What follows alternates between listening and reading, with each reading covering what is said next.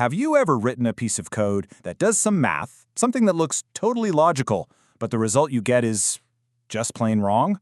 Well, I've got good news and bad news. The bad news is it's probably your fault. But the good news is it's because C has this secret set of rules for how it handles calculations. It's not a bug, it's a feature. And today, we're going to pull back that curtain. So to get us started, let's do a quick pop quiz. Don't worry, it's just one question. Have a look at this next line of C code. What do you think the final value of x is going to be? Seems pretty simple, right? We're just declaring an integer, x, and we're setting it to the value of 9 divided by 5. Now, if you punch that into a calculator, you're going to get 1.8. But that is not what C gets. The answer is 1. That's it.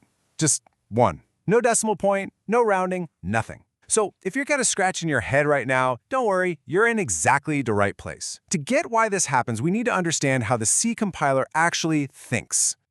See, it all comes down to the rules of the game, and rule number 1 is this. Every single piece of math you write in C is something called an expression, and every one of these expressions has like 2 secret identities. So what even is an expression? You can just think of it as any little math phrase in your code that the compiler can look at and boil down to a single result. Our 9 divided by 5 is a perfect example of this. The compiler's whole job is to look at that phrase and figure out one final value. Okay, now here's where things get really interesting. We all get that an expression has a value. That's the answer to the math problem. But the secret ingredient here, the part we often forget, is that every expression also has a type.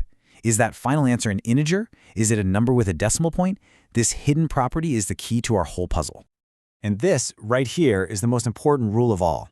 The C compiler doesn't just see the numbers 9 and 5. No, it sees their types. It sees an int divided by an int. And that is what determines the kind of math it's about to do, before it even starts calculating. So what happens when you start mixing and matching your types? Like, what if you add an integer to a decimal number? Well, this is where C becomes a bit of a shapeshifter, and it uses a process called type conversion. And this comes in 2 main flavors. You've got implicit conversion, which is where the compiler just tries to be helpful and automatically changes a type for you behind the scenes. And then you have explicit conversion, or casting. That's when you, the programmer, step in and basically tell the compiler, hey, I'm in charge here. I want you to treat this number as a different type. Now, that automatic conversion usually follows what's called the promotion rule.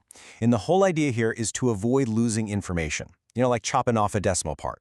So C will automatically promote the, let's call it the lesser data type, to match the greater one.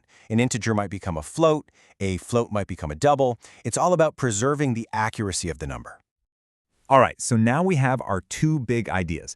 Expressions have types, and those types can get converted. With these rules in our back pocket, let's go back and finally solve the original mystery. Let's try to think like the compiler here. First, it looks at the expression 9 divided by 5. It asks itself, okay, what are the types here? Well, 9 is an integer, 5 is also an integer. Since they're the same type, there's no need for any promotion.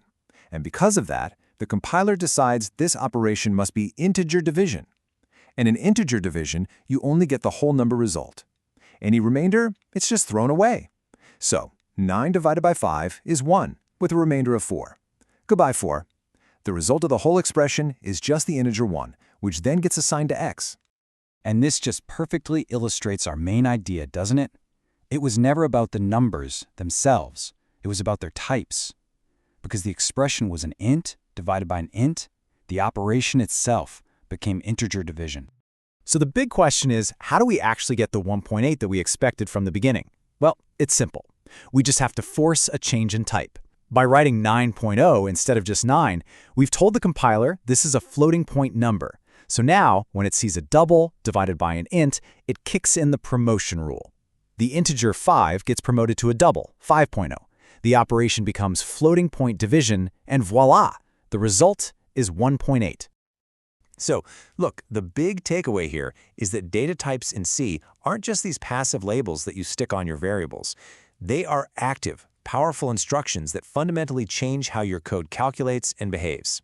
And really understanding this is what separates writing code that works sometimes from writing code that works, period. So we've cracked the how, but that leaves one last, much bigger question. Why was C designed this way in the first place? I mean, why even have this separate, less precise type of division at all? Well, the answer has everything to do with speed, efficiency, and the kind of low-level computer hardware C was born to run on. But that is a story for another explainer.